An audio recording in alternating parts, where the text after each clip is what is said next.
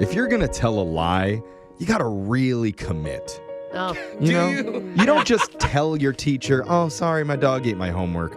You got to actually chew up some physical papers, find a random neighborhood dog, and get it to bite your arm multiple times to prove that it really happened and you fought for that math sheet. Oh, my gosh. I wouldn't recommend that. Not at all. But that is really going deep into the lie. That's how you got to do it. Yeah, dedicating yourself Luckily, to it. we have a listener who knows how to properly commit to an insane lie. Okay. Because he kept it going for 2 full years. Whoa. And it all started when he met an attractive girl in college and had doesn't to it impress always? her. You're going to hear it in a brand new Mass Speaker coming up at 7:10. You don't know me. A confession I can't take back. I am The Masked Speaker.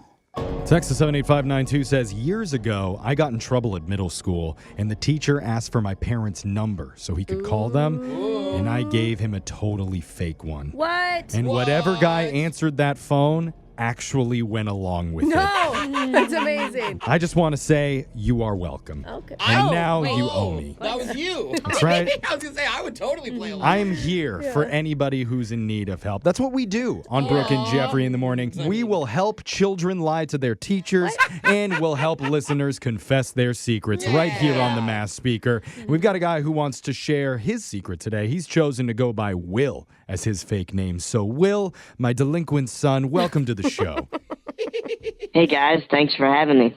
Will wasn't sure how to answer that. He's still scared of the father figure in He's his grown life. up right. since the phone call. I think he's Yeah. William now. I'm going to put you on timeout if you're not good. The voice changer is on. You are the Mass Speaker. Whenever you're ready, Will, let's hear your confession.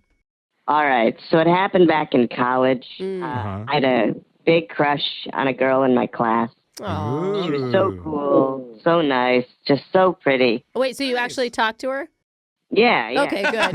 No, like, usually when I form a crush, I'm like, I'm leaving her alone. Yeah. Good for me. In 8 years, I'll make my move. Right. All right, look at you, Mr. Confidence in college. All right, bro. Yeah, so it turned out she's Canadian and moved to the U.S. for school. She's Canadian. That's why she was nice. Oh, okay. Ooh, thick Makes accent, sense. huh? Hey? So here's the thing, though. I don't really have a lot of game. And Okay. so I figured there was a way in if I told her that I was also from Canada. You were going to claim Canadian citizenship.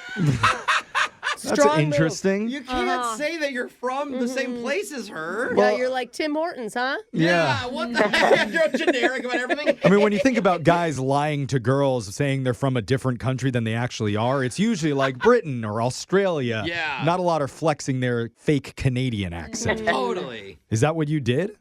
Yeah. So we went out and we had a lot of fun. And honestly, I tried to be as Canadian as possible. What does Show that them in even a Mountie mean? Uniform. Yeah, How what do does that mean to you? Are how you you- only listening to Justin Bieber? Well, I was adjusting my sorries to sorry. Oh, Sorry. sorry. Yeah. That's a good one. I bought a bunch of maple syrup and had it all over my apartment. Oh, okay. That's unnecessary. Not like you poured it out. You just mean you had several bottles lying around. Right. Diabetes for scent- the amount of A maple scent syrup. trap for a bear? Like she can smell the maple syrup. She's probably thinking like you have a problem. Yeah. You're addicted to this. Drinking kokanee and Molson. Yeah. Well, and then I also went as far, you guys. I took an online politeness course. A politeness politeness course. Oh, like an course. etiquette That actually class. probably would serve you in life. Probably Yeah. a lot of people, yeah. So this girl was actually buying that you really were Canadian? Yeah, I mean, she didn't really catch on, and it's kind of tough because whenever she came over, I had to switch the TV over to hockey.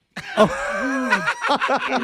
my god. I mean, I'm a football fan. Oh, you had to miss your favorite stuff just to watch some people skate around? I love it. You're like, Thursday night football. I mean, hockey night Yeah. on Yeah. ESPN. This is fun, eh? The most patriotic Canadian that ever lived. I know. What the heck? He's got like a picture of Trudeau up over the fireplace. Well, it's probably nice for her because it feels like she's home every time she goes over to your door. She's probably weirded out. She's like, No. people in Canada don't do this. If I walked into a girl's house and it was all American flags and memorabilia, I'd be like, why is Abraham Lincoln looking at me in the eyes? Like, what is happening? It's a red flag. for Yeah, sure. that would not be cool. America, Well, it's right? a red, white, and blue flag. Yeah. What was the hardest thing that you had to fake to be a Canadian? So I would say the hardest thing is Canadian Thanksgiving. Canadian Thanksgiving? Oh, because it happens, isn't it in October or is it beginning of November or something? Oh, and they don't eat turkey, they eat Canadian geese. I'm American, so I don't care about that crap. So Okay. But it is a different day. So. yeah, Yeah, it's a it different day. is. Why was that so hard? Because you had to convince your family to go along? No, she would constantly go back to Canada and she would say, "Oh, are you going to go visit?" And I would go to the airport with her, like drop her off and act like I was also getting on a plane. Oh, because she's expecting you to fly home to your family the same time she's flying home to hers.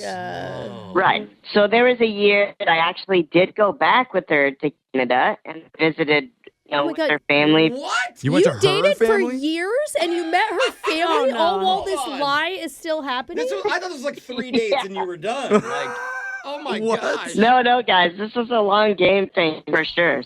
So we went back to Canadian Thanksgiving, visited her family. I basically said I was from Winnipeg. Winnipeg. That's a Okay. good one. How would you explain your own family? And your childhood friends. Yeah. That's true too. Yeah. They froze to death in the cold winter. Winnipeg winter. Someone had to have outed you, right? Like between her family, your girlfriend, like. Or are you currently married to this Canadian woman?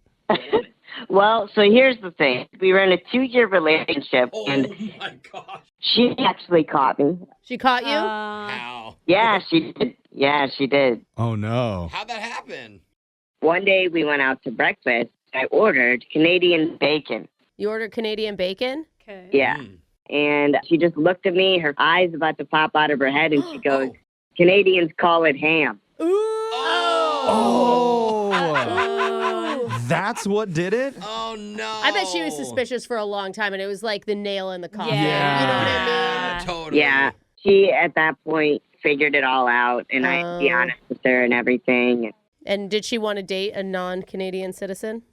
Well, she was really pissed that, I had lied about it for so long. Yeah, it's That'd be probably more of the that'd 2 be years real of bad. lying than the Years non-Canadian of it. thing. Okay. I thought you loved maple syrup.